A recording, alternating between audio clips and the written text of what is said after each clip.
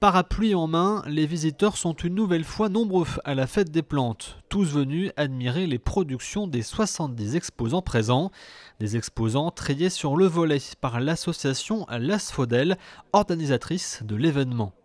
Nous sommes très rigoureux, il faut que ce soit des producteurs, et en particulier pour les pépiniéristes, il faut que ce soit des producteurs, on n'accepte pas la revente.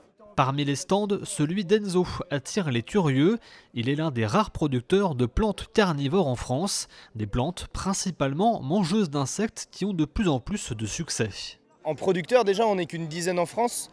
Et moi, l'un de mes objectifs, c'est aussi notamment de les démocratiser, de pouvoir les exposer, les montrer, de sensibiliser les gens et leur expliquer un peu que en fait, une plante carnivore, c'est pas si compliqué que ça à cultiver.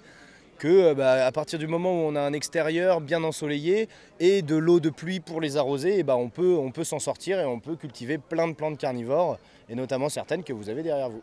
La majorité des visiteurs sont des habitués qui viennent chaque année pour trouver de quoi embellir leur jardin à l'approche des beaux jours, mais ils viennent aussi pour l'ambiance. Moi je suis lyonnais et oui bien sûr pour moi c'est important déjà de découvrir, comme je vous disais, des nouvelles plantes, des nouvelles choses. C'est diversifié déjà, et puis c'est convivial, les gens sont disponibles, c'est une sortie en même temps.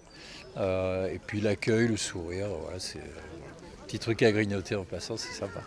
Pour sa 23e édition, et malgré la pluie, la fête des plantes a encore été un succès, une belle récompense pour les 70 bénévoles mobilisés.